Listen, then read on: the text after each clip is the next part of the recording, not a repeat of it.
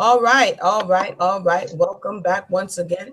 This is Emunah Y'srael, Solonomics 101, as well as, no, it's not the Left Project today. Today is our hangout with Sister Mayanah Johnson. It's one of Hey, those, Shalom. Ah, yeah, we haven't had one of these in a while, sis. yeah. This is going to be about, and actually, I'm going to give everybody a little bit of time to get here. We were a few minutes late. My apologies. That was on me. And we're going to talk about what we say we was going to talk about. So if you're here and you know exactly the conversation that we're going to have. So hold on one second. Let me make everybody know on social media land that we are here. And Sister Mayanah, you want to say greetings? You want to say anything to the listening audience? Yeah, absolutely. Yo, Shalom family. It's been a little minute, in this particular platform. But luckily I got to interact with you on Debate Talk for You these last few Mondays. In a similar style, we're going to address the people, give you an opportunity to do some little feedback as we go over this important topic that is often referred to as polygyny, and is used, Isaiah 4 and 1 is used to promote this ideology as one of the proof texts that says that this practice belongs in modernity, and that the way that it is being pursued, not so much practice is something we've been dealing with, but now we're dealing with how it's being pursued, and with the aggressiveness and attentiveness that has been given to this particular paradigm. A lot of it is organized around Isaiah, the fourth chapter, and it's very in the first verse. And so I think what you will find is that we're going to go back to interrogate the verse that came before it and see what features are in play that lead into the fourth chapter in the first verse. So, having said that, I know I was only supposed to greet you. Greetings, everybody. But it's a topic that is on the minds of the people. So we're going to go ahead and delve into that as soon as the people have arrived. And right now we're just going to go ahead and set up in expectation and then anticipation of their arrival. Indeed, most definitely. And this is interactive. You know, we like interactive. If you've caught us on Debate Talk for You, you know, the audience always has a voice. So I wanted to see if I could start off. I'm going to try to see if I could do this here. Yeah. I'm going to see. Indeed, most definitely. And this is interactive. Oh, wait a minute. Wait a minute. Interactive. If I'm getting feedback on Debate Talk for You, you know, the audience always has a voice. So I wanted to see if I could start. My bad. I thought I was. You got playback? I'm over here trying to get to where I could see the audience, our brothers and sisters, their thoughts on the matter. So I went over there and then it started playing. So again, if you are live and you can see the chat, if you would like to put in, what are your thoughts on Isaiah 4 and 1? I know we had some lively activity on social media before when people saw the actual flyer for this conversation that we're having. And so if you would like to at this time, just share your thoughts as we go along, because again, a lot of us have been taught and have preconceived notions. And when we approach the text, we look at it through that lens of already seeing what we are told that we're supposed to see. What do you think about that, Sister Mayanah? How much does our first teacher affect how we see the text? Any text. What are your thoughts?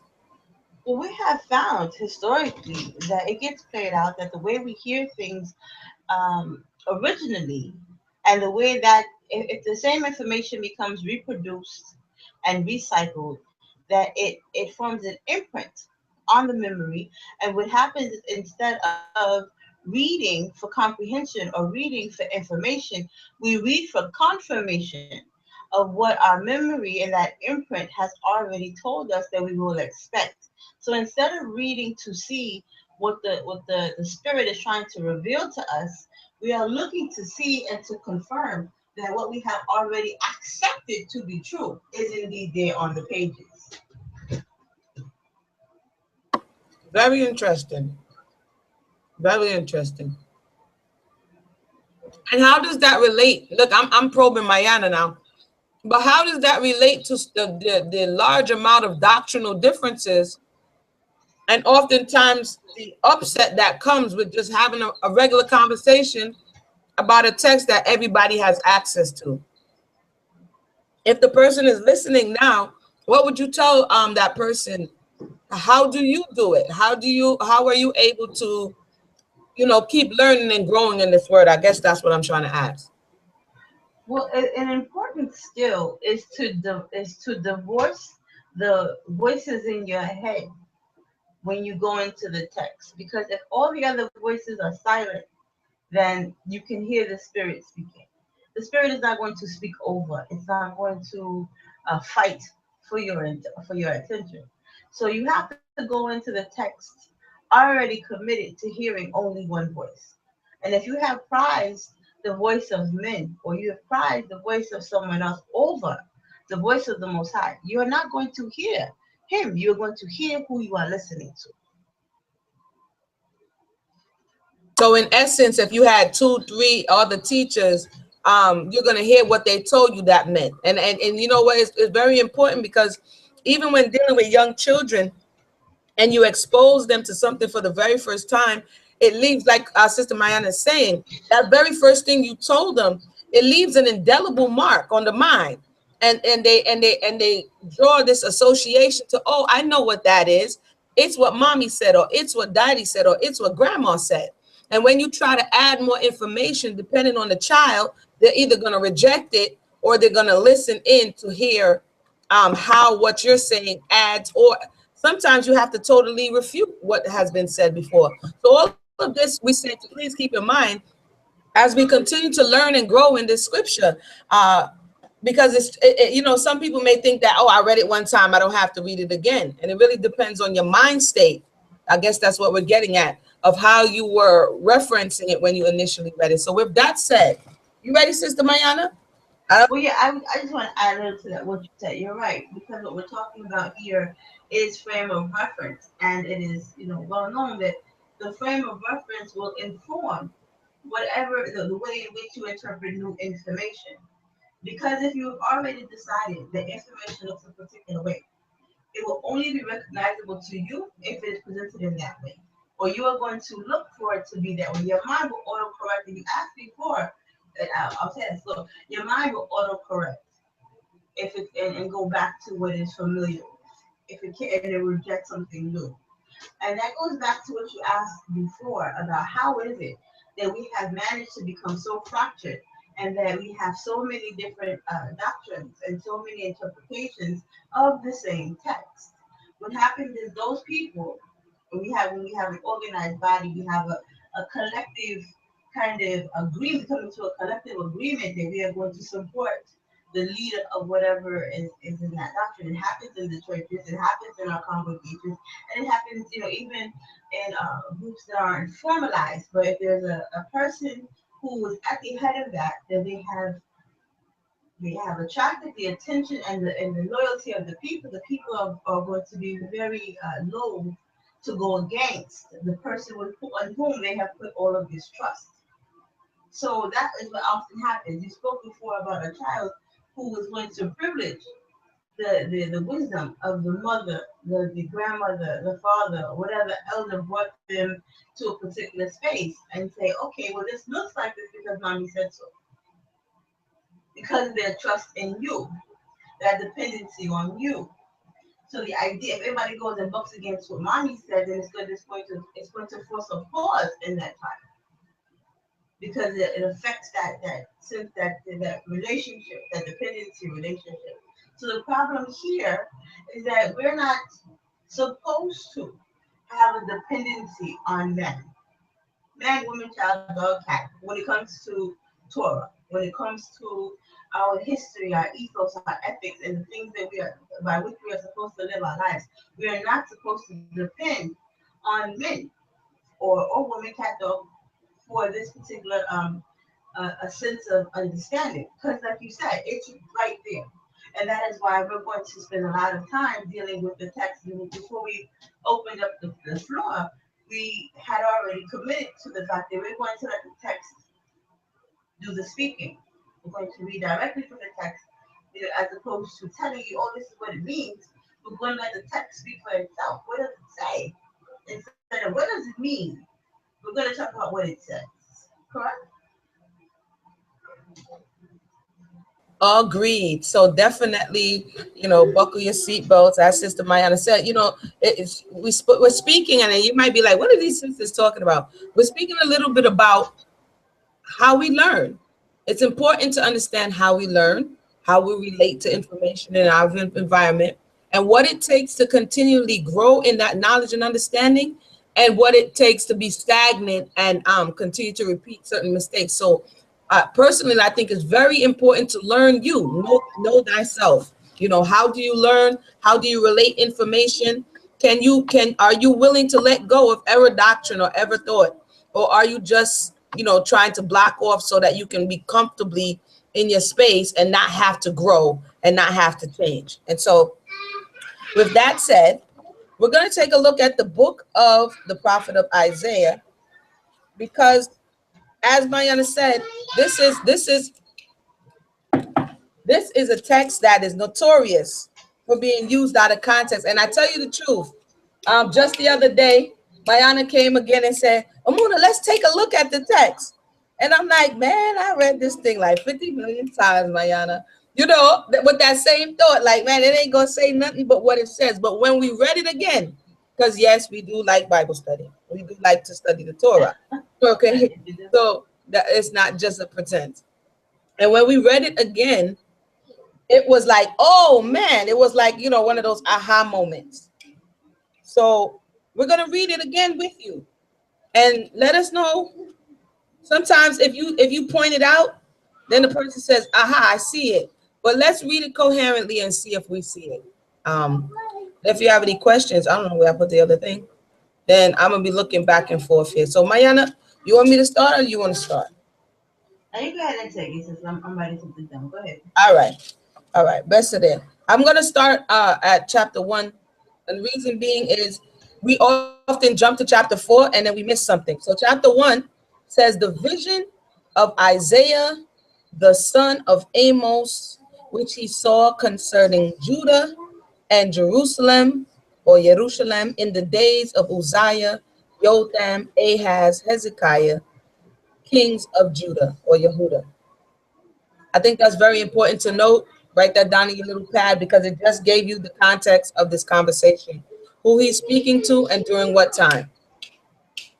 And what it's about. He tells you very specifically, this is a prophecy against Judah and Jerusalem.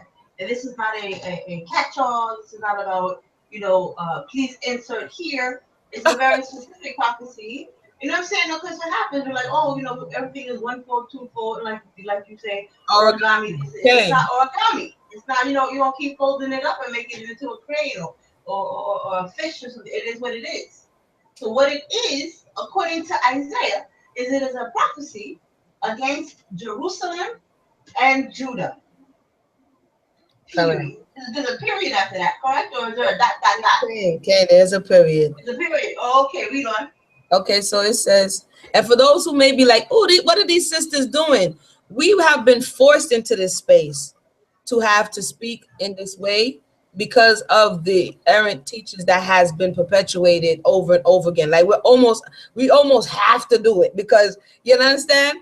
It's like, okay, enough now, enough. So we're going to keep reading. Hear, O heavens, and give ear, O earth. By the way, I do the left project, so I like to read.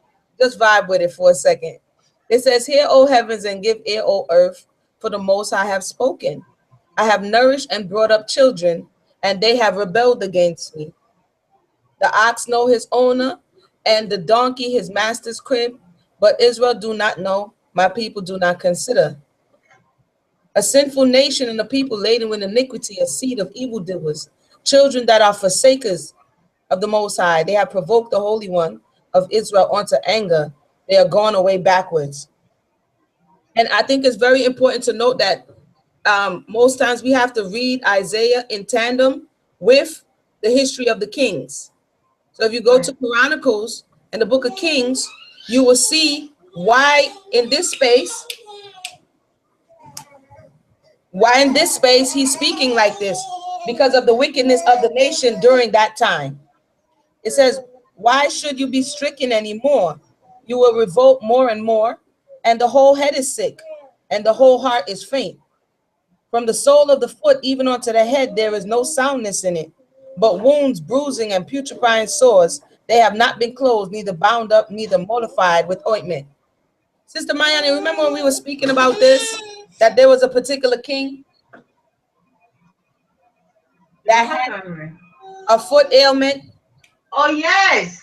We talked about, yes, we went and we're back to all of the kings that had particular ailments that corresponded to Isaiah talking about the illnesses of the body. Every one of these kings had a different illness in a different part of their body. They were stricken in different points and in different parts. So again, like we said before, Isaiah is not speaking out of turn or in any kind of metaphorical means. He is dealing in a very specific historical context. And we say context a lot, and I don't know if we're saying it to the point that it sounds like something else, but context is the framework. And there is a particular framework. This is not a floating doctrine that is waiting for you to give it a home. It has a home. It has an address. Do not move it from its home. You have, in many cases, we have found people evicting it from its home and placing it into a new space and saying, here, live here because this is my neighborhood and I like to be able to keep my eye on you. But Isaiah is saying, I live here. And the reason I am putting this in this context is because these are the things that are happening in my hood. I'm telling you about the kings that are doing these things. When they talk, as we go into Isaiah 3, like right now, you're pointing out a very, very important thing. He's speaking about the elements of the body. And that it's not, like we said, like I said before, it's not metaphorical at all. It's a very literal complaint. It's a literal lamentation. It's a lamentation of Isaiah to say the whole body is sick. Very interesting. We have a king, and this is for homework. We had a king who had, I believe, a stomach ulcer. We had one who Yes. had a foot issue, and then we had one who had leprosy for going into, and that's your quiz work to do when you get home. Who had leprosy or was struck with leprosy for going into the temple trying to offer up? Oh, I know, I know. Yeah, you know. Don't tell them, Sister Mayanah. This is together. We doing this together, so we're not gonna give all the answers, but definitely go ahead and check that out. We might set it up as a course in the Soul Center. Yeah, yeah. Soul Center, definitely. We have some information coming forward with that. It's all about interactive. Sometimes we used to everybody giving us things on a platter, and then we don't have the experience of learning. Right.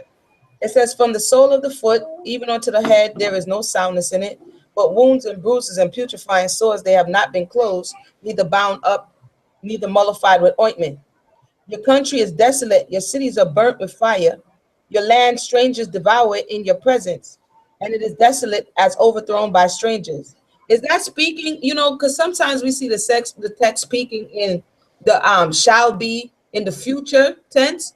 Does this sound like present tense? Your country is desolate. Your cities are Right. burned with fire. Right. Exactly. That's why that goes back to me saying, listen, it already has an address. Okay. You're moving it into the future, but he said, listen, we live here. That's what when we spoke about before earlier. It was a point that you brought out to say that when he is talking about the body, that he's pointing to the, a set of historical events that the people of the time Okay. would understand. Okay.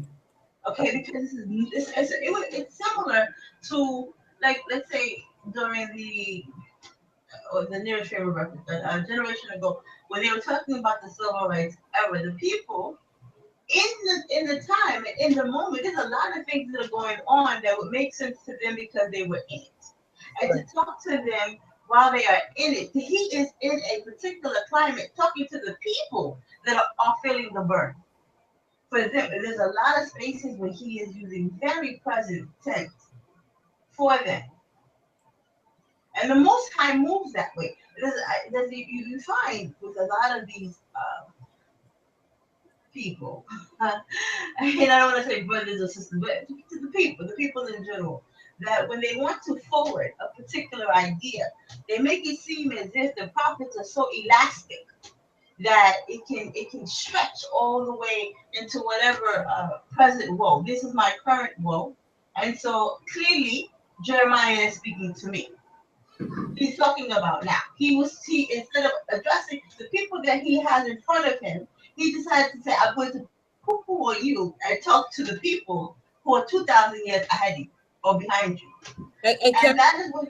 Go ahead, sis. no, I was going to say, and again, as we're speaking about this, we're not trying to jump in anybody's seat or anything of that nature.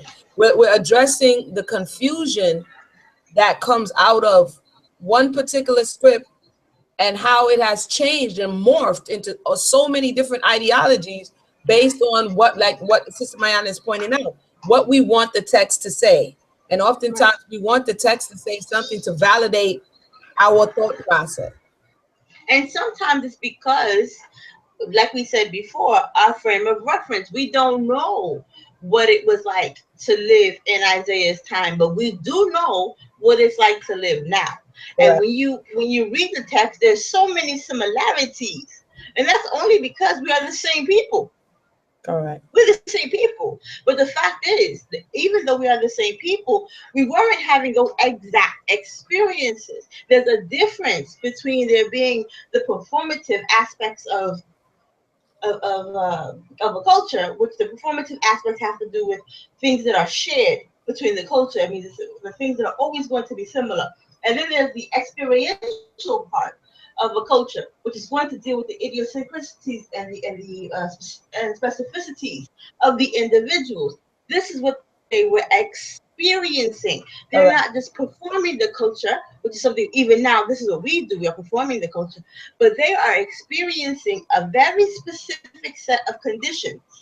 There's a set of kings. We don't even know what it's like to have a proper king above us.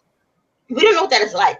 So to say, oh, we have a lot of people going around calling themselves kings, but it is not the same. It's not like having Hezekiah on the throne. It is not like seeing Joram on the throne. We have no idea of what it's like to have these huge competing kingdoms trying to divide, the law. We have no idea what that climate is like.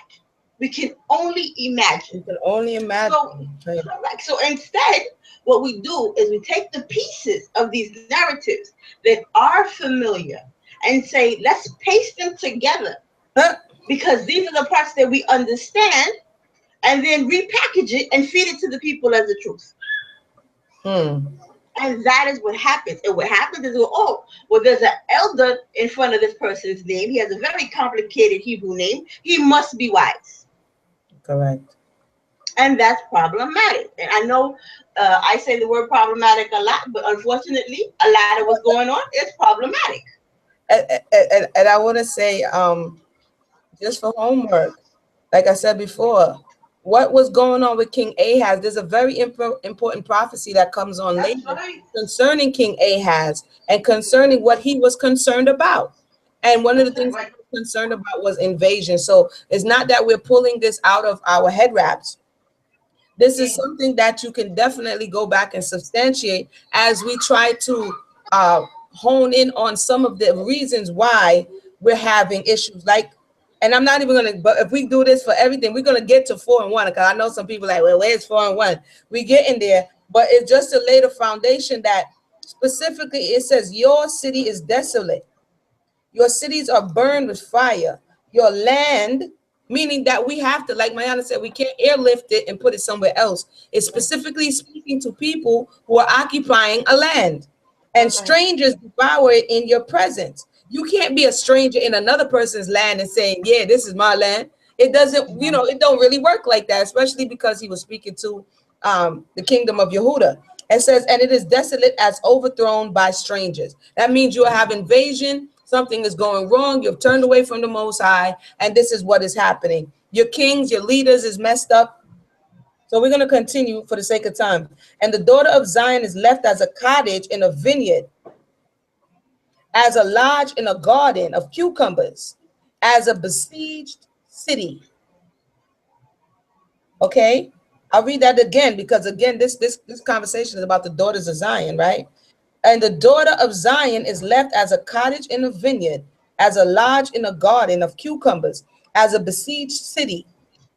Except the Most High of hosts had left unto us a very small remnant, we should have been as Sodom, and we should have been like unto Gomorrah. That means we know that there's something terrible happening here in your land because of your disobedience. And this is because, the curses are progressive. The final part of the curse is expulsion, that everybody goes to Deuteronomy 28:68. But before expulsion, the enemy comes in, you have famine. All of these things happen before you finally get kicked out. So right now, this is not the final kick out. This is somebody coming to subdue you in your own spot. It says, hear the word of the Most High, you rulers of Sodom. Give ear unto the law of our power, you people of Gomorrah, morally bankrupt, basically. To what purpose is the Mhm. multitude of your sacrifices unto me, saith the Most High? I am full of the burnt offerings of rams and the fat of fed beasts, and I delight not in the blood of bullocks or the lambs or of the he goats. When you come to appear before me, who have inquired this at your hand, to tread my courts? Again, this is, we're not even going to go there. We're going to focus. Bring no more Yeah. vain oblations. Incense is an abomination unto me. The new moons and Shabbats, the calling of assemblies, I cannot away with. It is iniquity unto the solemn meeting. Your new moons and your appointed feasts, my soul hateth. They are a trouble unto me. I'm weary to bear them. And when you spread forth your hand, I will hide my eyes from you. Yea, when you make your prayers, I will not hear. Your hands are full of blood. Wash you and make you clean. Put away the evil of your doings from before mine eyes. Cease to do evil. Learn to do well. Seek judgment. Relieve the oppressed. Judge the fatherless. Plead the widow. Come now and let us reason together, saith the Most High. Though your sins be as scarlet, they shall be as white as snow. Though they be red as like crimson, they shall be as wool. If you be willing and obedient, you shall eat the good of the land. Again, we're still in that place. This is to our forefathers, still in that space. And if you refuse and rebel, you shall be devoured, and with the sword from the mouth of the Most I have. Okay, rewind 20. But if you refuse and rebel, you shall be devoured with the sword, for the mouth of the Most I have spoken it. Please, mark whatever you got to do right at that spot, because we're going to keep flowing. How is the faithful city become a harlot? It was full of Mm. judgment, righteousness lodged in it, but now murderers. The silver is become dross, the wine mixed with water. The princes are rebellious and companions of thieves. Even everyone love gifts and follow after rewards. They judge not the fatherless, neither do the case of the widow come on to them. Therefore, says the Most High of hosts, the mighty one of Israel, I will ease me of my adversaries and avenge me of my enemies, and I'll turn my hand upon you and purge away your dross, and take away all thy tin. And I will restore the judges as at the first, and thy counselors as at the beginning. Afterward, you shall be called the city of righteousness, the faithful city. Zion shall be redeemed with judgment, and her converts with righteousness. For those who have just joined us, we are getting over to 4 and 1. But again, this is what people do. Turn to Isaiah 4 and 1. We just skip Yeah. over all the context, like where you live at, who's talking, to who, what's going on. And that's the problem. One of the major Right. problems that we have when we approach not only a text, this conversation. And if you listen to me oftentimes when I narrate or when I host, I always stop and keep saying what this is and where we are. Because if somebody just enters in right now, 33 minutes in, they will have no idea what we're talking about. And this is kind of how we have to approach when we go into a text and anybody tells us just to insert here yourself. And you have no Right. idea what they're talking about. And then you decide to pluck out a scripture and lather it all over you. Um, you know, like it's some smell good. So we have to be very, very mindful of that.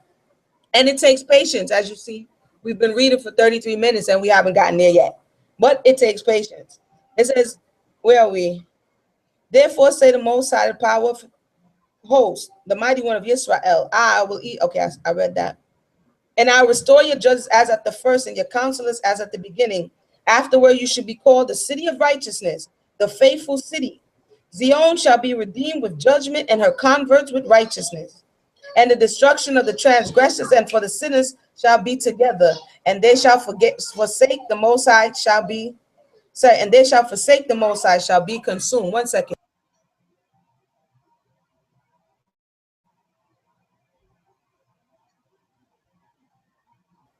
Sorry about that.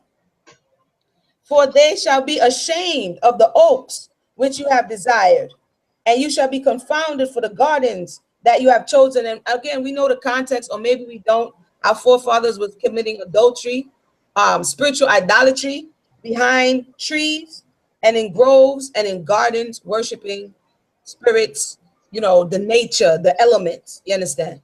It says, fix. So for you, sorry, 30, for you shall be as an oak whose leaf fade, and as a garden that have no water, and the strong shall be as a tow, and the maker of it as a spark, and they shall both burn together, and none shall quench them. And that's the end of the chapter 1. We needed to read that. Sister Mayanah, in chapter 1, did Isaiah say at any point that we were outside of this holy city? No, absolutely not. And we're not even outside of, we see here what the daughter of Zion is referring to. That it is not specifically or singularly a female body. And furthermore, we also get an idea of who the leaders are. Because we're Right. here in 23, the princes are rebellion. This is not again, this is not a feminine principle that Right. is the sole culprit in the downfall that we're going to later read about in Isaiah 3. So even when we do get those two kind of come to the neighborhood of Isaiah 3 after being nice and cozy in Isaiah 4, they still want to go and hold on to, oh, the leaders, it's the women. But again, having read Isaiah 1, we see that this is not something that, the woman made me do it. It's the one you gave me that made me do it. This Adamic kind of defense crumbles just by going to the first chapter and getting the idea of what we are talking about. The head, we make it sound so poetic. Oh, the head is sick, the whole body is sick. That's very poetic, but more than being poetic, it's practical. The Yep. people at the time weren't going, oh, Isaiah is so poetic. Look at how he does with words. And another They understood exactly what he was talking about. Go ahead, sis. I'm sorry. agreed. No, I wanted to say another thing that you do oftentimes, or myself and Mayanah and those who we study with does, is you talk through the scriptures because it's real. If you had a king who had an abscess on his foot, everybody would know about that. It's like today, That's right. something happened in the community, and I'm not going to go off on a tangent, but everybody knows. Everybody is talking about it. Everybody is Mm-hmm. sharing that information. So for us to think that Isaiah is speaking and no one knows what he's talking about is not Right. realistic. You understand what Right. I'm saying? When there would have been people and witness to say, hey, did you know the king was sick? Did you hear what happened to such and such? We that people. So we have to always remember, don't just read in a two-dimensional. Definitely don't add into it, but the people are human. And them being human, all of this wickedness is definitely not hidden. Um, We can give you an example, and I'll give you this example because it's something that you know, but you weren't paying attention to, so you don't know you know it. We know that David, in the latter portion of his life, because everybody wants to talk about all the women that David was surrounded with, that even in his old age, a virgin was brought to him to as proof of his virility. You know why a virgin was brought to him as proof of his to prove his virility is because the people knew that he was waxing sick. See, and the people needed assurances that their king was still strong. Now, if this was something that David could keep secret, there would be no reason to bring a proof to the people to assure and allay the fears of the people. But it is because the people knew the business of the king.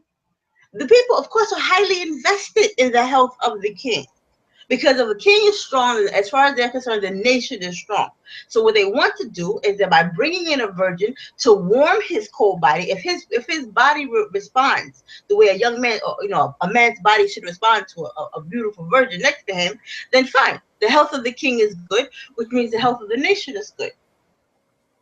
You understand? So in this way, the fact that the people will be invested in knowing what David's bedroom life was like is because the people knew what was going on with the king. And don't you know, we don't even have to go to David. Let's think about now, like the sister saying, that if you look around, people are talking about what's going on around them. And the people in whom you are invested, for example, your athletes, your entertainers, your comedians, these people that you pay to you put money into and invest in their careers, you feel a certain amount of entitlement to their business. We Correct. know when Prince died, we knew when Prince died probably before his relatives did. You're His all in extended relatives probably found out on social media like we did. the, yeah, all Probably knew first. yeah, all in the Because business. It's the nothing correct. has changed. Nothing much has changed. Correct, because Prince is a big name, and so everybody wants to know what's going on in his business. We knew Magic Johnson's HIV status, like all of this was somehow our business. By proxy, like you in this limelight, then we need to know what's going on with you. Correct. So Go on. I'm sorry, sis, but I'm just trying to we just make want it relevant for the people. we want to make it real because all too often it's very two-dimensional. It's very flat. The text is not breathing. It's not living. And the reality, it's real because it's real people. And so for us to relate to it in that way, like we said before, would they have known whom Isaiah is talking about? Chances are, based on what the history is revealing, they would have known what he was alluding to concerning that prophecy. But I'm going to go with two. It says, the word that Isaiah, the son of Amos, saw concerning, once again, it reiterates, again, in case you was confused who I was talking about, now I'm going to get even more specific. Beyond the four kings, Uzziah, Jotham, Ahaz, and Hezekiah, he comes and says specifically the word that Isaiah, the son of Amos, saw concerning Judah and Jerusalem. And it shall come to pass in the last days that the mountain of the Most High house shall be established in the top of the mountains and shall be exalted above the hills, and all nations shall flow onto it. This is where we start getting, like the accordion, in and out, in and out. It says last days, sis, can't you see? But we're going to keep reading. Many people shall go and say, come ye and let us go up to the mountain of the Most High, to the house of Yaakov, the power of Yaakov. And he will teach us of his ways, and we will walk in his paths. For out of Zion shall come forth the law, and the word of the Most High from Jerusalem. Okay? And he shall judge among the nations, and shall rebuke many people, and they shall beat their plowshares and their spears into pruning hooks. Nation shall not lift up sword against nation, neither shall they learn war anymore. See, sis, is this not happened? This didn't happen yet. This is not here. So let's continue. O house of Yaakov, come you and let us walk in the light of the Most High. He comes right back to the present. Yeah. You notice he like extended his telescope, and then he comes right back to the now. O house of Yaakov, come ye and let us walk in the light of the Most High. Therefore have you forsaken the people, the house of Yaakov, because they have replenished from the east, and are soothsayers like the Philistines, and they please themselves in the children of strangers. Back to the present, back to what's going on. It said, their land also is full of silver and gold. Their land, not their enemies' land, not their dispersion, not their exile. Neither is there any end of their treasures.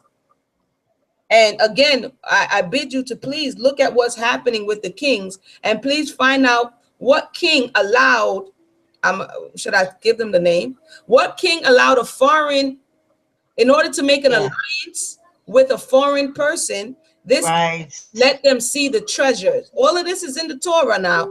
All of it's in the Tanakh. So we definitely have to pay attention. This is not elusive. They had silver and gold, and something happened with that silver and gold. It says, neither is there any end of their treasures. Their land is also full of horses. Neither is there any end of their chariots. Their land is also full of idols. They worship the work of their own hands, and which their own fingers have made. Again, we're in the present, in Isaiah's day. Enter into the rock and hide thee in the dust, for fear of the Most High, and for the glory of his majesty. And the lofty looks of man shall be humbled, and the haughtiness of men shall be bowed down. And it's interesting, but we often read about the humility of the women, but right here it's saying the loftiness or the looks of the men shall be humbled, and the lofty men shall be bowed down.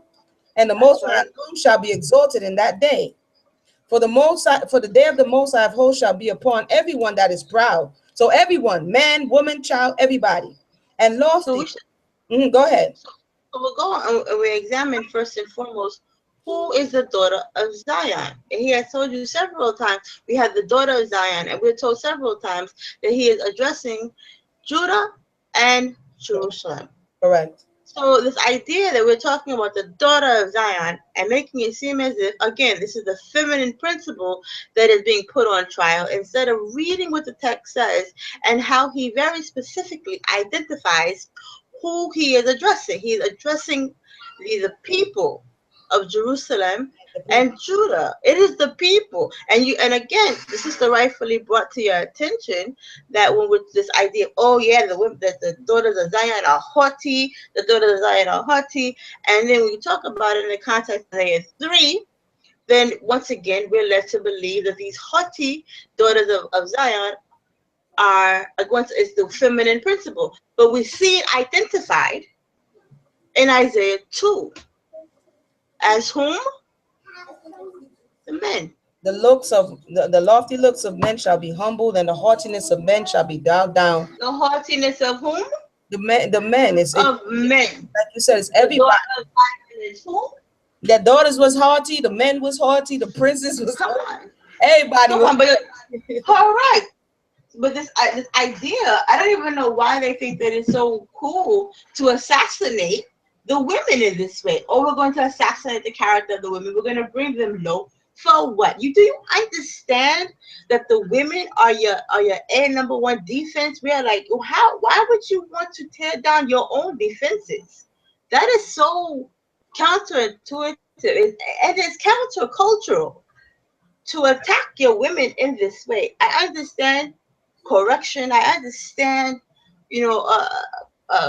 constructive criticism, but this is not what this doctrine, the 4-1 doctrine, is about. correct. It's a lot of bad information, and there's a lot of not reading Isaiah 1 or 2 and 3. and 3.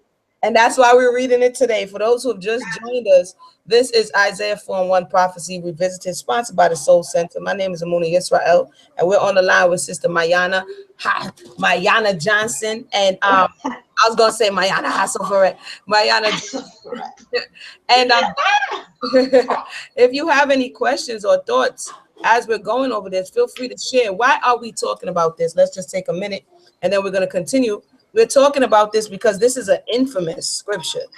You know, you have those infamous scripture that the person is about to go there, and you're like, oh my, yeah, this is one of them. And so some people feel it's untouchable, but everything needs to be revisited, especially when we continue to fall into the same pit or have the same disagreements. That means that we're perceiving something wrong, and we may need to go revisit. And that's called humility.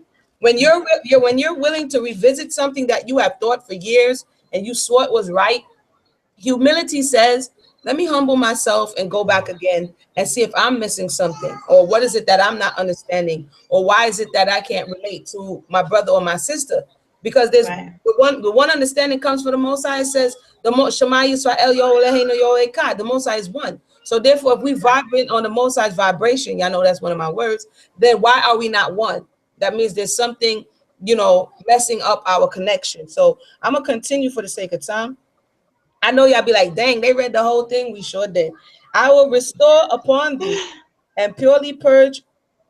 I forgot where I picked up here. Okay, where was I? Sorry, I'm on 2. I went ahead and flipped back. Yeah, we're on 2. We're on 2. Most We're of at 2:8, right? you're like Philistines.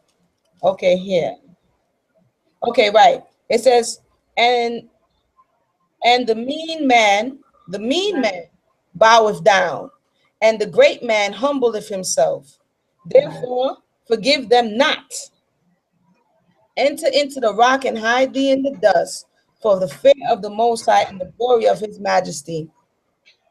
The lofty looks of man shall be humbled, and the haughtiness of man shall be bowed down, and the Most High alone shall be exalted in that day.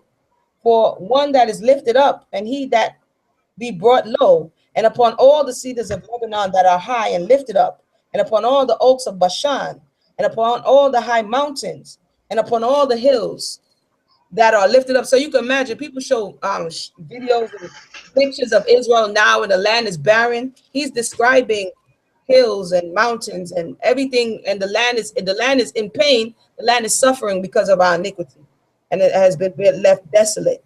It says, upon every high tower and upon every fence wall and upon all the ships of Tarshish and upon all pleasant pictures. And there's something about those ships of Tarshish that we need to check out in Second Chronicles 20. So that's just a little hint, because we're not going to do all the work. It says, and the loftiness of man shall be bowed down, and the haughtiness of man shall be low, and the Most High alone shall be exalted in the day. That's like the third time it said that. It says, and the idols he shall utterly abolish, and he shall go into the holes of the rocks and into the caves of the earth for the fear of the Most High and for the glory of his majesty, when he raised to shake terribly the earth. In that day a man shall cast his idols of silver and his idols of gold, which they made, each one for himself to worship, to the moles and to the bats, to go into the clefts of the rocks and into the tops of the ragged rocks, the fear of the Most High, and for the glory in his majesty, when he arise to shake terribly the earth. Cease ye from man, whose breath is in his nostrils, for wherein is he to be accounted of. And that's the end of the reading of chapter 2. And we're going to continue. For those who just joined us, we are getting there. We're making our way. We're on the journey to Isaiah 4 and 1. But again, so much things has been substantiated. Basically, in a nutshell, Israel or Judah is out of order, man, woman, and child. And the Most High is telling Isaiah, hey, he's going to bring judgment on all the idolatry and all the idol worship. So let's go to 3 now. Before we do, go ahead. You made a point that we should definitely take a little time to talk about. We're seeing here, you said that Isaiah is speaking to Judah and Jerusalem. Understand this. At this point that Isaiah is speaking, we are no longer a united kingdom. We have split, and Judah is now the southern kingdom, and then there's a northern kingdom. Each of these kingdoms had their respective prophets. So I believe that it's Hosea that is the contemporary of Isaiah at the time. And when we read Hosea, Hosea repeats a lot of what Isaiah is saying, but he is not addressing Judah. He is addressing the northern kingdom. It opens, I believe Hosea opens up, and it says, you see how he is speaking about the kings of Jerusalem. Hosea is speaking about the king of the northern kingdom. So it is for this is understanding that for us, it's all happening pretty much at the same time, and it's all the same people because they're on the same pages. But for them, they are miles apart. They are doctrines apart. They have their own particular prophets. They seek their own prophets, because prophets are occupying. Like if I'm here in New York, and Emunah's in Florida, and am I going to go and have the same, doctor that Emunah has?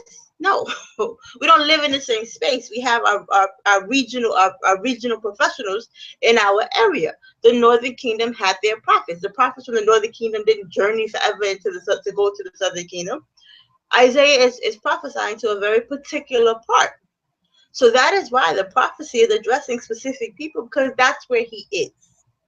Again, that's why when I spoke earlier and I said about the fact that it has an address. Stop trying to move these people. Whoa. And it's very practical. Again, like we are practical people until we come to the text, and then we're no longer practical. So like Sister Mayanah is saying, the practicality is my weatherman is going to be telling me, it's sunny. But if you live in somewhere else, then it may not be so sunny. That's right. The weatherman is delivering a different message. And in this case, the Most High had it so because of the condition of the nation. But we're going to continue here. Thank you so much. 1 second here. It says, for behold, the Most High, the power of hosts, do take away from Jerusalem and from Judah. Again, every chapter tells us exactly who is speaking and who he's speaking to. That's right. The stay and the staff, the whole stay of bread and the whole stay of water. Excuse me. It says here the mighty man and the man of war, the judge and the prophet, and the prudent and the ancient, the captain of 50 and the honorable man, and the counselor, the cunning artificer, and the eloquent orator. And I will give children to be their princes, and babes shall rule over them. Our sister Mayanah, is this like metaphorical, or did this really happen? That really happened. We had kings that took over the throne at the age of, what was it, 7?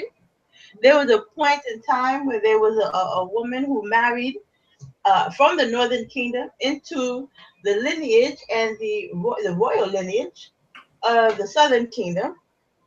And once her child was assassinated, she in turn decided that there were no heirs that came from her body. There would be no Judite heirs on her watch. And she reigned alone for, was it 6 years, 7 years? 6. With no man and no child but her. Atalia, for those who want to look it up. Athaliah, that's right. Daughter of Ahab. Since we already have you reading about Ahab, Athaliah was Ahab's daughter, the daughter of Ahab and Jezebel. And she married as an heiress and princess of the northern kingdom. She married the heir apparent of the southern kingdom, effectively reuniting the kingdom under Jehoshaphat. This was Jehoshaphat's direct interference that he marries off his son to the princess of the northern kingdom, the daughter of Jezebel. And she murks all potential heirs of Judah, save one. Save one that by his the grace. Right, his aunt, right, his aunt hit him. Why do Jehosheba? Yeah, she saves her definitely.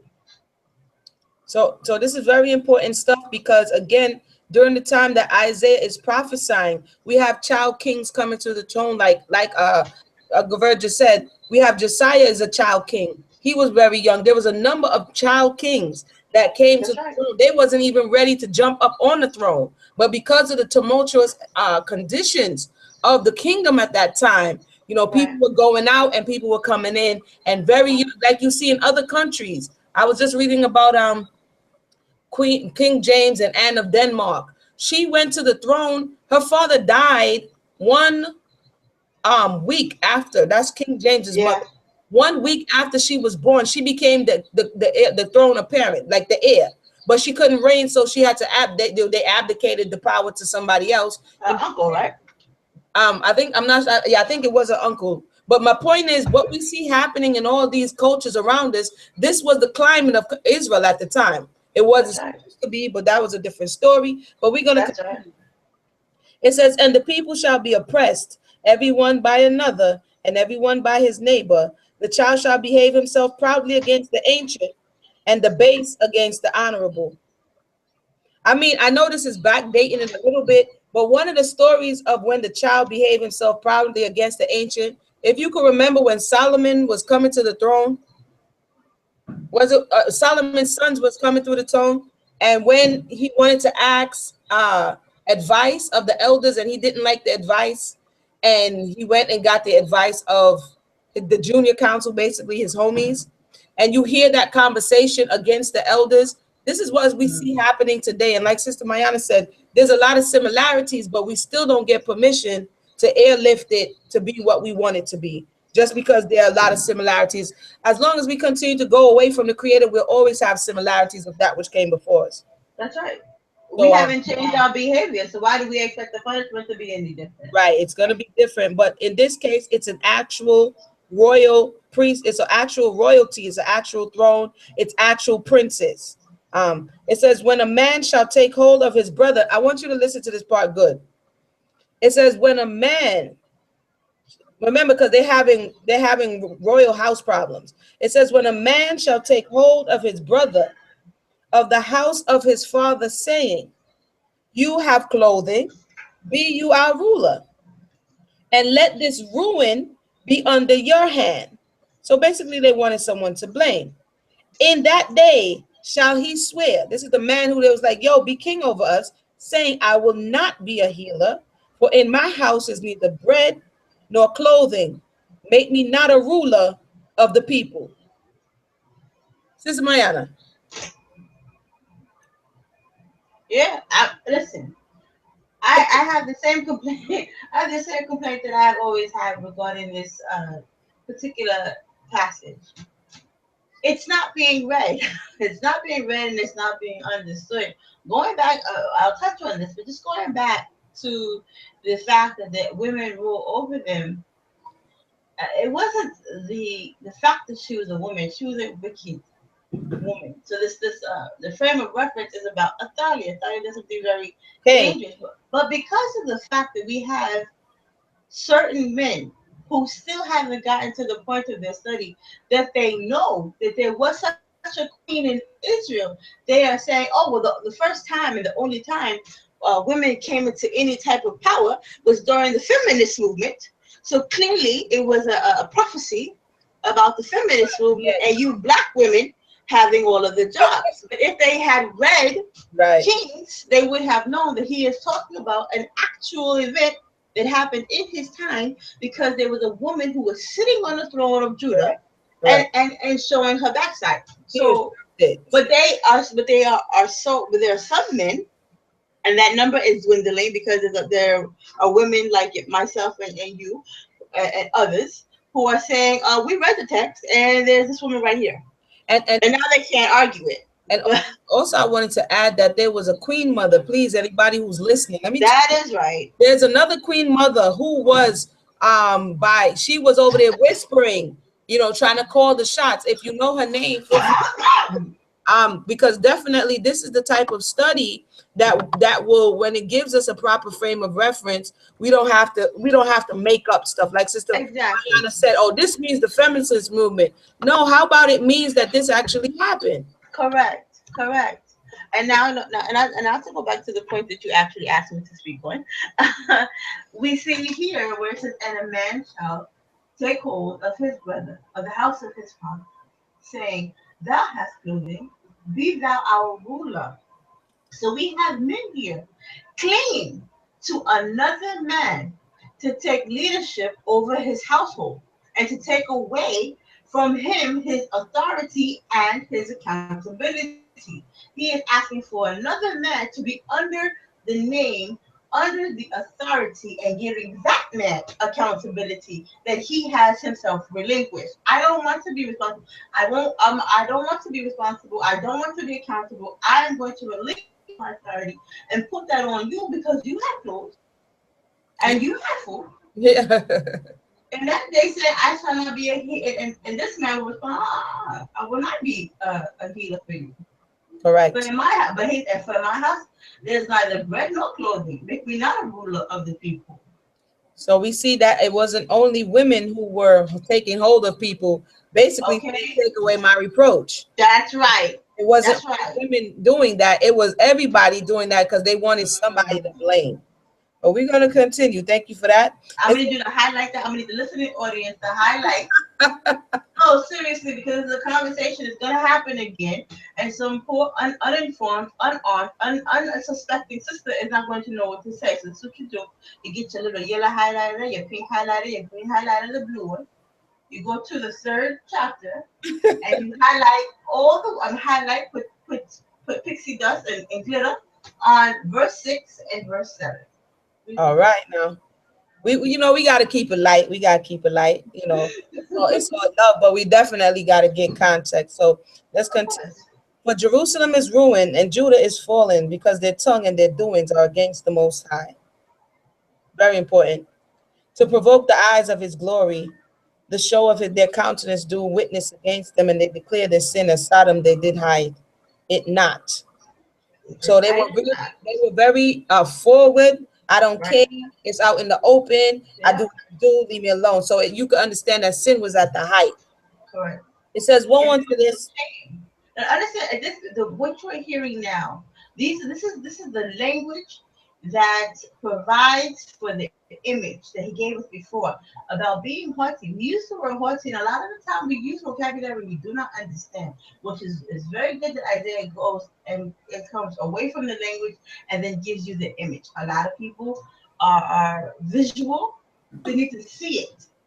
Vocabulary does nothing for them. They need to see it. So what does it mean to be haughty? It is to have this attitude. Yeah, I'm doing it, and what? And what? There's a lack of shame here. Understand this. There's a lack of shame here. This word shame is going to come back and revisit these people. These people who have no shame will later be asking to take away the shame that falls on them. What is reproach? It is shame. Correct. Where I come from, they call it shame and disgrace. That's right. Yeah, they're like, you know, you don't have no shame. Like you're outside in the pure nakedness, you don't have no shame. You know, you do something just right in the open. You don't have any. There's nothing to say. Let me hide myself. Let me hide myself. Like you are totally gone. The ego is at level 10. So this is what's happening. It was like, yo, and what? I'm worshiping. And what you gonna do? And what? So the man is like, why this thing get bad? So let's continue. But Jerusalem is ruined and Judah is fallen because their tongue and their doings are against the Most High, to provoke the eyes of his glory. The show of their countenance do witness against them, and they declare their sin as Sodom, they hide it not. Woe unto their soul, for they have rewarded evil unto themselves. Say ye to the righteous, that it shall be well with him, for they shall eat the fruit of their doings. Woe unto the wicked, it shall be ill with him, for the reward of his hand shall be given him. As for my people, I mean, we usually get, tell the truth now, everybody. You usually hear it pick up right around this verse. As for my people. That's for my people. It's where you know, forget about 1, 2, 3, all the way. As for my people, women, this is where we pick it up now. And if you look at the context, no, everybody was into account for what was going on. Everybody was shameless. Everybody didn't have it. So it says, as for my people, children, and we already established that there were children, real princes coming to the throne, are their oppressors, and women rule over them. O my people, they which lead thee cause thee to err and destroy the way of thy past. And I'll give you the name of the queen mother. Her name was Asa. You can look it up. The queen mother, you can look up Atalia, also a queen that ran on the throne of Israel, and she was wicked, as Sister Mayanah already pointed out. So again, it's not elusive. And then do a project, and I've done it before. What was the youngest age and what was the age range? Because they usually tell who was their parents and when did they ascend the throne. So you definitely put it in context and understand we're not, so you know, it's there for everybody to learn and grow. So Emunah will tell you I have a whole Excel spreadsheet with the colors and everything. Don't I? Yep. So it says 13, the Most High stand up to plead and stand to judge the people. The Most High will enter into judgment with the ancient of his people and the princes thereof, for you have eaten up the vineyard. The spoil of the poor is in your houses. And we know that's a transgression of Torah. That's right. You're not supposed to glean the sides of the fields. The princes, but the Most High already said, because we weren't supposed to have this level of kingship over us, he already let Samuel know that it was going to go in this direction, but the people wanted it, so they got what they wanted. And that's another thing to remember. We always be like, the Most High let us do it. Understand, if it wasn't original thought, you're going to get what you're looking for. That's right.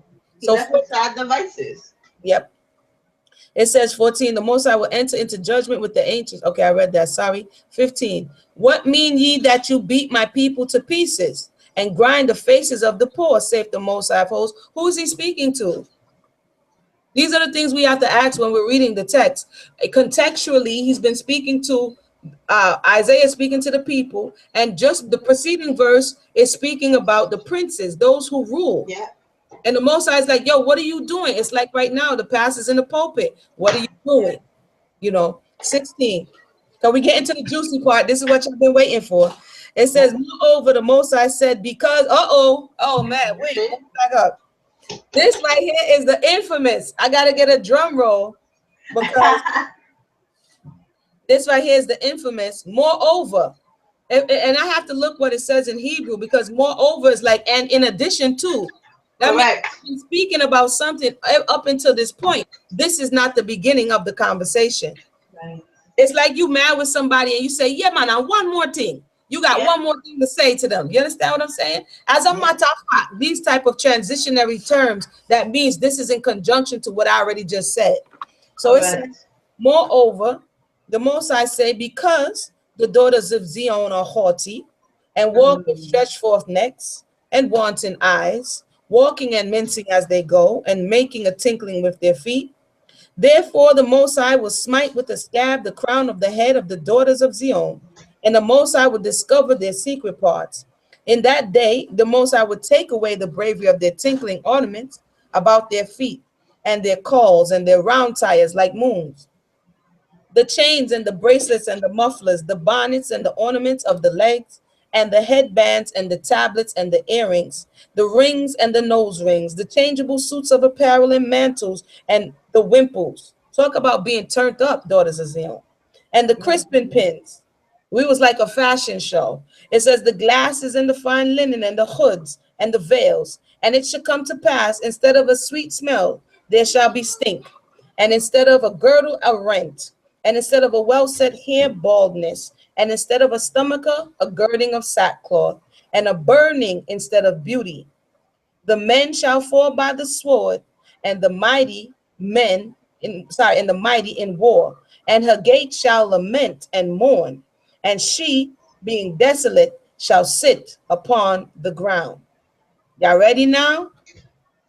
We read all of that to get to this.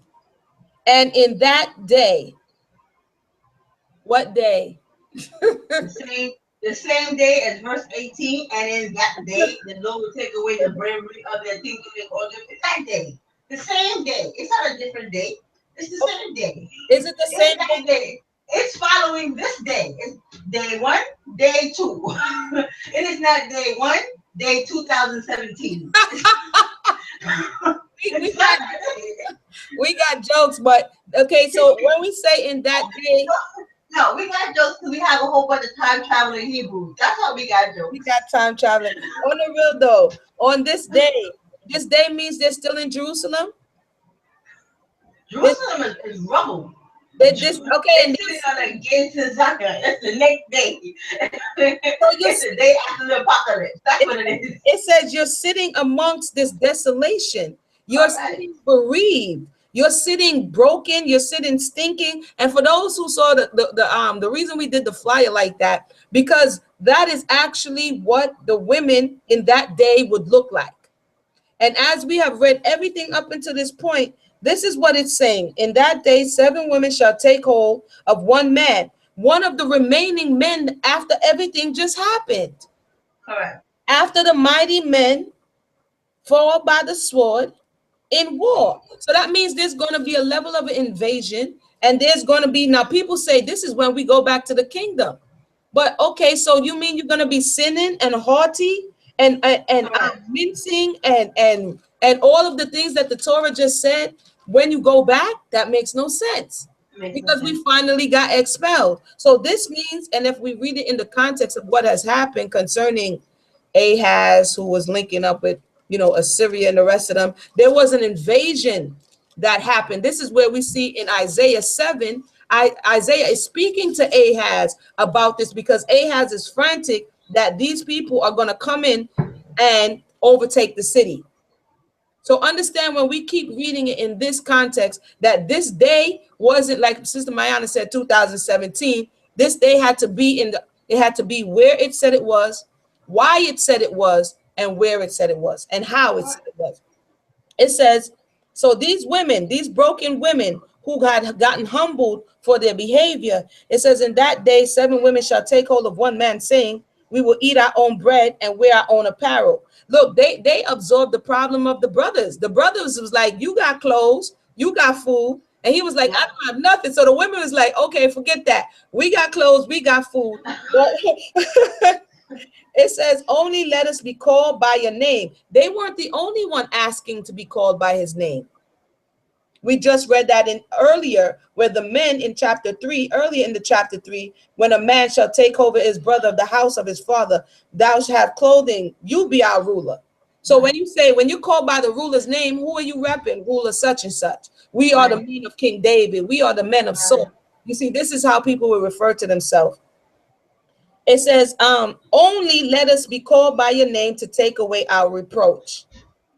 So it's not some glamorous 2016 women just waking up saying, take away our reproach. If we look at this contextually, the women that would have came to him would have been bald-headed, broken, tattered, jacked up, stinking.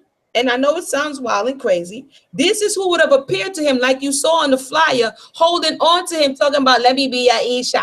And it doesn't really even say Isha. That's another insertion for another day. But it's basically no. That's important because the whole reason we're dealing with this Isaiah 4:1 is because of the fact that men are saying that this entitles them to wives. So we cannot say we'll say that because this is all right. Go ahead, Mayanah. Everybody else. Go ahead. If it doesn't say that these women become his wife, correct. And if it doesn't, and understand this once again, it's not an issue with the paradigm. But the way the practice is being done is that these men are pursuing women and selecting women. And that is not even what Isaiah 4:1 says. It says those 7 women found one man and selected him. He is being acted upon. He is making no actions. He is being acted upon. And he's being asked for his name. And that is it. That is it. They are not expecting him to be a leader. They're not expecting him to be a provider. They're asking for his name. Hide. We're going to hide under your name. But we don't need nothing from you. These sound like a whole lot of, I don't need no man to take care of me. I'm just going to take you for your name. That's all you're good for. Because everything else I'm going to do on my own. I'm not using you for anything else. Just take away my reproach. At the time, they have no covering. These are abandoned women. Their men have been slaughtered. They have been stripped of all of their tinkling things. And now what they need is just somebody's name. And like Emunah and the scriptures are telling you, this is not your sweet smelling, head covered a daughter of Zion who is rooted in Torah, who is, because I'm actually continuing. I'm going to, because we understand, for example, Isaiah 54:4 says very clearly, fear not, for thou shalt not be ashamed, neither thou be confounded, for thou shalt not be put to shame. For thou shalt forget the shame of thy youth, thou shalt not remember the reproach of thy widowhood anymore. It says, hearken unto me. I'm sorry, Isaiah 51:7 is one that I really wanted to give you attention to. The previous verse that I read to you, Isaiah 54:4. Isaiah 51:7 reads, hearken unto me, ye that know righteousness. So the people we're talking about now are whom? Ye who know righteousness. Hearken unto me, ye that know righteousness. The people whose heart is in my law. The people whose heart is in my law. Fear ye not the reproach of men, neither be ye afraid of their revilings. The women who are in righteousness, who know righteousness, obviously the people, but I'm saying it obviously includes women.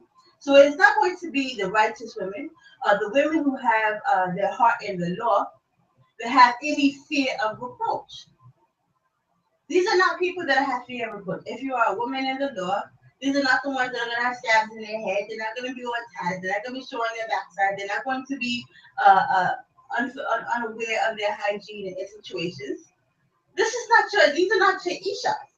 You guys are going around drooling after women who are studying Torah, who are pursuing the law, who are already covered in righteousness, and thinking that that's what Isaiah 4:1 is bequeathing to you. It is not. If you really want to go and collect your 4:1 ishas, then you need to go and find the tatted. You know what you need to do? You need to go stand in front of the Statue of Liberty and read off the top. I need your tired, your poor, your huddled masses, your limited green free. Yeah, those are your ishas. Go find all of them. But the truth be told, Sister Mayanah, you wouldn't even be able to use it because it's not applicable. You might have to find something else to do. What we're experiencing is the misuse of scripture for personal gain. Like you cannot use it out of context. The truth is, you can't even use Isaiah 4:1. And this is the reason why you can't even use it. You just have to say, hey, this is what I want to do. You understand? Yeah, you cannot use 4 and 1 because 4 and 1. And another thing, as we were having a conversation, and I see Blessed Princess asked a question, and we're gonna come to you. As we were having a conversation on Debate Talk for You, the relationship challenge, in other spaces, Sister Mayanah brought this up. One person says that they will take hold of him. Another person said it never, like Mayanah just said, never says they become his wives. And thirdly, it never says he takes them. Correct. In the same way that he rejects this individual who is left among That's right. them, he rejects his brothers and say, I will not rule over you. So That's how right. is it that we're going to assume now that this heavy responsibility, this man in 4 and 1 is all of a sudden going to accept willingly? Now, I like to paint, these pictures. I don't know how many people have seen I Am Legend, where there was this Okay. great decimation, and he was the only man, him and the dog, walking around. The way Isaiah is picturing this story, it's like, wow, somebody, it's like somebody's still here. You Yeah. know what I'm saying? Because he says the Most High is going to, first of all, if we go back a little bit, the Most High says, I'm going to take away. Let me go back. The mighty men, first of all, there's a famine. Let's rewind a Yeah. little bit. In 3 and 1, it says, for the behold, the Most High, the power of hosts, do take away from Jerusalem and Judah the stay and the staff, The same stuff. the whole stay of bread and the stay of water. That means there is a famine. That is Deuteronomy 28 and Leviticus 26. That Also, speaks the about same is the idea of the staff. The staff is also emblematic of right ruler. Right ruler. correct the So rulership. there's right. So there's an absence of right ruling. There's It's an absence anarchy. of It's correct. anarchy. Correct. The mighty man is gone. The man of war is gone. The judge, that means if you have issues, there's nobody to settle your disputes. There's no prophet. There's nobody to foresee what's coming. You understand? The Correct. prudent, there's no wise person. The ancient, there's no elders. The captain of 50s, there's no army. The honorable man, that means it's a dry land. But not only are the men in a bad condition, the women are in a bad condition. That's right. And so this is not something, oh, when we go into the kingdom, if you go into the kingdom like this, I beg to ask, how did you get from under that rod? That's supposed to Yeah. purge out the rebel, because you're not even supposed to get back. Right. That's Right. and furthermore, I'm sorry, is Isaiah going to be the one speaking? Because later on in the text, Isaiah is speaking. And so that we don't just stop right here, because I know we're running on time, I'm going to continue out because 4 is short. It says, we will eat our own bread and wear our own apparel, because there's a shortage of that. Only let us be called by your name to take Right. away our reproach. Our approach. And the reproach is what? The fact that stinking, humbled, Yeah. dirty, bald headed and butt naked. Okay. Right. In That, that and that's day, all evidence of not being covered. Like there's an absence of right rulers. And correct. that's exactly, which is why we told you guys before to, that's particular fan out and pay attention when we see that it is not just the burden of women in Isaiah 4:1, but it's Isaiah 4:1 is at the beginning, it's an echo of Correct. what is first said by the men. And Correct. we say all of the time when the head is sick and the body is blah blah blah. Usually, what that is said to me is that because the men, being the head, were not doing what they were supposed to do, that the body necessarily was falling apart. And Emunah and I have given you an alternative reading of that text. But going back to your what is likely your initial frame of reference for that, you see here that because of the fact that right rulers, because what Isaiah lets you know is the Most High is going to take back all of his right rulers, all of his mighty men, all of the wise men. He's going to take them back. And then the ones that are there, the ones that are telling you wrong, those are going to go into judgment for having led you wrong. So now, uh, ostensibly, there is the idea that there's just one guy left in Isaiah 4:1 that everyone is going to cling to. But we have first, and the reason I was bringing up the idea of the head, the man, being the forerunner, is that in this text, the male is the forerunner in this particular lamentation, in this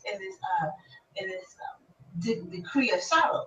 The men are saying in their desperation that we are so desolate That Uh-huh. we don't have the luxury of pulling our man card right now. And authority and accountability, we relinquish all of that to you. Correct. We will give that away to you. The men say it first. So the fact that the women echo it later Right. is predictable. If the men have fallen apart and the men are in a position of judgment, and now the men have been completely desolated and judged, not just to the point that they have been lowered, but they have been killed. Right. What do you expect the women to say? They're gonna say just what they said. Of course they did, because now the men are gone. Yep. The women are not just saying, "Oh, hey, you're looking kind of hot over there. It's really good And it's looking." a famine. It's a famine. It's a famine. Yeah. It is desperation. It's the Guess what we do not have? We do not have. Listen, stop telling people that there's still this kind of disproportion numbers among us in terms of the sex ratio. Please stop saying that. Oh, because it's 7 to 1. There's 7 women to 1 man right now. Incorrect. Read a book. Please stop saying that. Please stop saying that. You can go and look at world statistics. It is still very much the case that there are more men on the planet than women right I, now. And oh, until, I'm go ahead. sorry, No, go ahead, sis. and that number remains consistent up until about the late teens, early 20s, and then it drops a little. It's still not 7 to 1. It drops a little to the point that maybe uh, it's every 10th person, every 10th of you males could potentially have half an extra half. So you can have one and a half. Every 10 brothers can have one and a half women. And, That's and, it. And and that has to do with your high risk activity. And I'm gonna make one more point, and then I'll be done. no, go ahead. And we'll move on. And Mona earlier stated, her earlier statement was, if you were to say that this is going to be a prediction of the kingdom, then That's she makes a good point to say, so do you still intend to be this foolish and wicked. in the kingdom and wicked in the kingdom? The reason why the men are dwindling in their numbers is due to high risk and inappropriate activity. We are losing our sons to the Moloch of the streets. It is because you are behaving badly, doing things that you are not supposed to do, winding up in situations that put you in jail. You're being targeted for being in spaces that you are bringing, and I'm blaming them because all together. I'm not blaming all of it on you because we know for a fact that there are things that are systemically in place against you. But some of the behaviors that we are doing, for example, putting street credit over good credit, prizing being a part of the school of hard knocks over going to accredited institutions, because you're making those types of decisions. You are reaping those things. What you plant is what you will reap later. You cannot say, oh, I want to go and sow tomatoes and expect to have cucumbers. You can't do that. If you sow tomatoes, you get tomatoes. Period. That's how that works. So if in the kingdom, if your expectation is that we are going to become a righteous nation again, then those numbers are going to go back up like they are supposed to. So what's going to happen is that it is going to remain. Right now, the sex ratio is 1.2 boys are born for every one female that is born, which means that nature and the Holy One of Israel has placed it where more boys are born than girls, which means there are more of you by his design than us. And if that is going to go into the kingdom, then why do you feel like you're going to have 7 women each? Yeah, Mayanah is going in right now. Your math is wrong. Your math is bad. But you know why your math is bad? Because instead of going to school, you want to hang out on the street corners. How about we go back to math 101? And if there's more boys than girls, you will not have 7 women each in the kingdom. It's not going to happen. Right. We're going to return to the Most High's original design. At the time of Isaiah, 1.2 to every one. Right now, 1.2 to every one. Back in the kingdom, 1.2 for everyone. The only reason why, towards the end, towards the early part of adulthood, those numbers start to dwindle is because of high risk and dangerous activities, gun violence, drugs, homosexuality, prison, uh, uh, drinking. Oh, instead of having bad behaviors, instead of us addressing the fact that we have all of these bad behaviors attacking our men, we have decided instead to to just throw women on top of it. Oh, we're not running out of guys, so we just give the ones that live extra women instead of saying let's make our men live. I don't understand. I really don't understand the problem solving theories of our people. I really don't. I can't trust it. Uh, that's the That was beauty of my energy. Mayanah. She's turned up right now. That's Mayanah Johnson. She on the line. Mayanah is turned up, and this is a situation where we kind of have to be, we have to balance it out with a little bit of jokes, a little bit of Yeah, serious. I got three little boys. I got three little boys, man. I Yeah, got three little boys. I'm raising Hebrew men, and the idea that I'm like, the right now, the idea is we sacrifice our sons to the Moloch. We act like Moloch is some ancient thing that's locked in the pages of the scriptures, but we have the Moloch of the streets right now. We're sending our children to be burnt up out there. right. This is true. Come on. And like Sister Mayana said, are these oftentimes this parable, not parable, this prophecy is being used as a reward, Correct. and it's not a reward. It's to show that there is a disparity between the equilibrium. Let's just say is thrown off. The equilibrium of the people, the culture is thrown off. There's something catastrophic has just happened, and it happened in the land, and it happened in to Judah and Jerusalem. It didn't say that this particular one is happening to, the northern kingdom. It doesn't say that it was when you go into diaspora. It doesn't say any of that. We haven't read any of that. But I'm gonna finish out because we're getting late here. What's up with the sister? You said we have a sister talking to us? Yeah, I'm gonna get to her in 1 second. I'm just finish this out, and then we'll definitely address any questions that we have. It's a short chapter. It says, "In that day, 7 women shall take hold of one man, saying, We will eat our own bread and wear our own apparel. Only let us be called by your name to take away our reproach.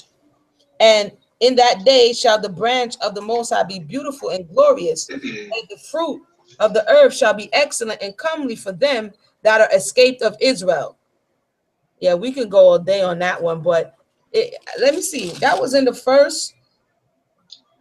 As a Yeah. matter of fact, that's in the same. It's in the same. It's in the subsequent verse. The first one says that, and in that day, that same day. So again, Right. again, with the putting it into context, the earth shall be excellent and comely for them that are escaped of Israel. Why did they escape? Because there was an invasion and there was a decimation. There was a war. It shall come to pass that he that is left I got this one highlighted. I got my camera off, but y'all got to definitely highlight this because again, we've never moved from Jerusalem and Yehuda. How do we know? In 3, it says, "And it shall come to pass that he that is left in Zion Right. and he that remain in Jerusalem," my goodness, we have not moved, "shall be called holy, even Mm. everyone that is written upon among the living in Jerusalem." This happened, and you have to go into the history to find out when.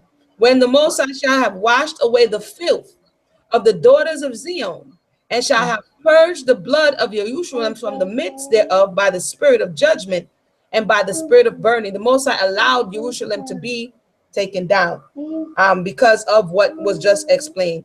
"And the Most High will create upon every dwelling place of Mount Zion and upon her assemblies a cloud and a smoke by day and a shining of flame of fire by night.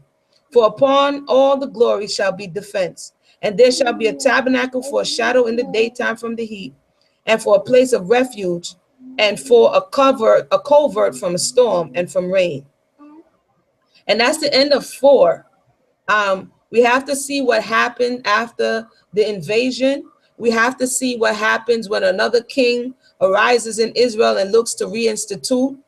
Another king comes in by the name of Hezekiah, and he looks to get rid of the idolatry and reinstitute the worship of the Most High. He actually held the first Passover that wasn't held in a very long time. And we're saying this to say history is very important when we're reading in conjunction with these prophecies. So you see my voice going here.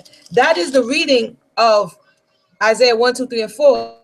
But you know, we said 4 and 1 because that's where everybody hones into. But and then you will continue, and as you continue, everything will begin to fall into line. But I want to thank everybody for joining. Wait. Before you do that, before you close this down, No, I'm did you not find it? closing out. The sister got a question, but go ahead. I, Okay. I, Oh, I wanted to. I said earlier that there was a parallel to Isaiah and Hosea, and I want to provide that. It's very quick. I won't read the whole of anything, but just going back to Isaiah, the first chapter and the first verse, and it read, "The vision of Isaiah, the son of Amos, which he saw concerning Judah and Jerusalem in the days of Uzziah, Jotham, Ahaz, and Hezekiah, kings of Judah." That's the first chapter, the first verse of Isaiah. The first chapter, the first verse of Hosea reads, "The word of the Lord that came unto Hosea, son of Beri, in the days of Uzziah, Jotham, Ahaz, and Hezekiah, the kings of Judah, and in the days of Jeroboam, the son of Joash, king of Israel."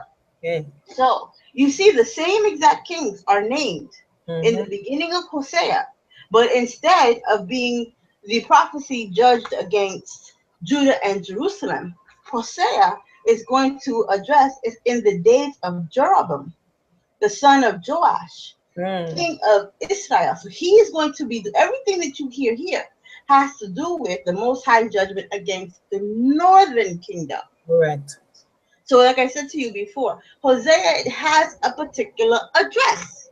He Correct. doesn't live in Hosea's neighborhood. Hosea has his neighborhood locked down. Isaiah is handling his hood. And Correct. like I said, so because I said it, I wanted to give evidence of And it. I'm glad.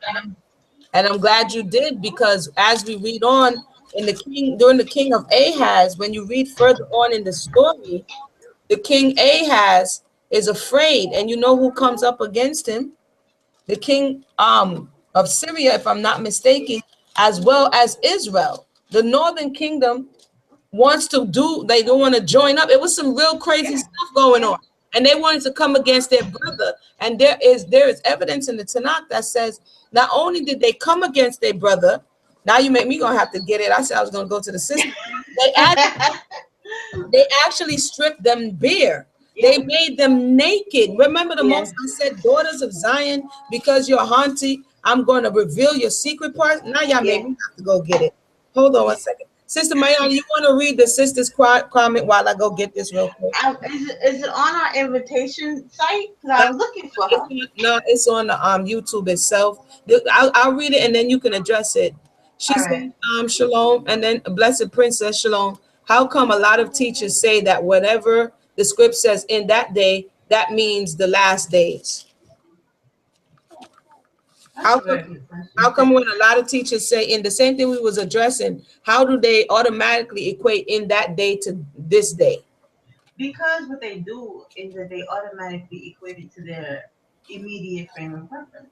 What people tend to do, and what we do, is we try to reconcile what we do not understand with that we do understand.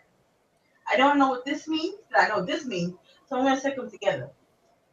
And because they're not doing the close reading, they don't have the patience for. I'm willing to wager that we lost a good 30% or more of the Yeah, audience when we we started did lose reading. some people. We did lose some people. I guarantee you, in the comments, they're gonna be, oh, they're gonna be reading sisters. I thought they were gonna say something. All they did was read. I can read. Okay, but the problem is, even if we do have literacy among us, we don't read.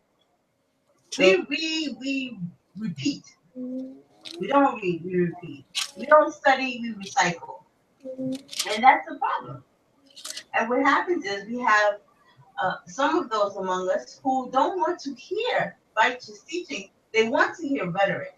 They want to be stimulated. And Emunah and I, we don't entertain.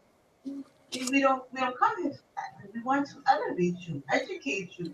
We're trying to get you hear Emunah speak a lot. The name of her brand is Solonomics, and that is because she believes, and I support, that there's a need to begin on the inside, where there's so much we have been injured. A lot of these texts are injurious Okay. to the people, and these are wounds that we are wearing on the inside. Okay. And so a lot of and I know there's a particular sister that doesn't like to hear the word healing. The word healing has really lost a lot of its potency because it's been overused. But there is the idea that there is a need for healing because there are real wounds on the people. And like I said, we wear those wounds on the inside because we have been broken on the inside. We have learned to hide bruises. We have learned to put band-aids on cuts. We haven't really learned how to put balm on our hearts and on our souls. And dealing, we have to first correct our thinking.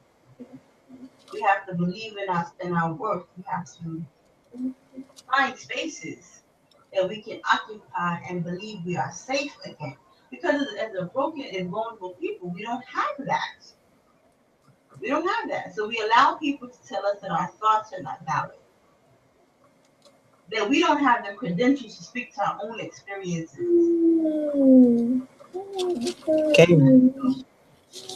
That's why. That is why. To answer your question, why is it that there are people who rush to say that in that day means sometime in the future or in the kingdom? Is because when you don't understand it, it's better to mystify it. That's how religions got over on us. They mystified everything. So what Emunah and I do, as often as we can, is we demystify these people. Because it's not in the heavens. The truth is not in the heavens, and you cannot reach it. The law is not put to in a place where you don't have access to it. You have to find things because you know it's for the same reason that when they wanted to tell you that you evolved from monkeys, they told you it happened over a course of 1,000,000 years. That's why. Because in order for it to be fantastic to you, it has to have these huge big giants. But Isaiah is not talking about a mystical people in a land far, far away. He's talking to his people. Okay. He's talking to you. I'm talking to you. You right here. You who have experienced all of these things. You. Correct. But because when we are reading it, we see you and we go, who, me? Oh, me. So this must be about me. It's not about you. It just isn't. Isn't. And unfortunately, as we've been saying before, is that a lot of the people that are occupying leadership positions haven't put in the work. They just haven't put in the work. And it's easier to recycle what is popular. Correct. You know, thank you for that, Sister Mayanah. I was just looking for it, and then I just found a whole lot of things I was reading. So I'm gonna point you guys a little bit to the direction. You read Second Chronicles from the beginning in conjunction with Isaiah's prophecy, especially the first couple of chapters, because when you read it in conjunction, you see. And I'm sorry, I called the Queen Mother's name Asa, but in 22 it speaks about the house of Ahab and his mother, who was his wicked counselor. So go ahead and when you have the time, like we said before, read it, and it tells you about Atalia. It tells you about what was happening. It tells you about the vessels that the Most High spoke about being taken out, all of the things that you had. It tells you about what was happening in that day.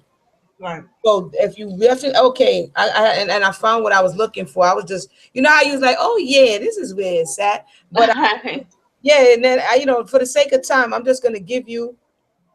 Remember, what are the name of the four kings? Jotham, Ahab, Uzziah, yeah. Hezekiah, and Hezekiah. Hezekiah. So I'm the reading lady. So I'm gonna just give you this little taste real quick. I'll give you a little taste. Second Chronicles 28. Ahaz. Isaiah spoke about Ahaz, was 20 years old when he began to reign. And he reigned 16 years in Jerusalem, but he did not that which was right in the sight of the Most High, like David his Mm, father. What was the Most High beefing for? The wickedness of Israel or right. Judah. He said, for he walked in the ways of the kings of Israel and made also molten images for Baalim. That was spoken about in Isaiah. Moreover, he burnt incense in the valley of the son of Hinnom. He burned his children in the fire after the abomination of the heathen, whom the Most High hath cast out before the children of Israel. He sacrificed also burnt incense in the high places and on hills and under every green tree. Isaiah spoke of that. Yeah. Wherefore the Most High his power delivered him into the hand of the king of Syria, and they smote him and carried away a great multitude of them captives and brought them to Damascus. Remember, Damascus is still close in proximity to the land. Sure. And he was also delivered into the hand of the king of Israel, who smote him with a great slaughter. This didn't happen. The day is today. No, the day is what it says it is. It says, Right. which were all valiant men. Didn't the Most High say he was going to strengthen All the mighty men. That's right. Okay, because they had forsaken the Most High of their fathers, and please forgive my voice, I've been using it a lot. And Zikri, a mighty man of Ephraim, slew Mashiach, the king's son, and Azrikam, the governor of the house, and Elkanah, that was next to the king. They were fighting their brothers. The house of Israel and the house of Judah was fighting. It says, and the children of Israel carried away captive of their brethren 200,000 women, sons, and daughters. What did it tell you about the desolate? The daughter of Zion was going to sit on the floor desolate, and there wasn't going to be anybody left. The mighty men was going to be slain with the sword. This is the scene that it is. This is in the days of Ahaz. Isaiah was describing this. It says, and took also much spoil from them. What did the Most High speak about the silver and gold that was going to be taken? And brought the spoil to Samaria. But a prophet of the Most High was there, whose name was Obed, or Oded.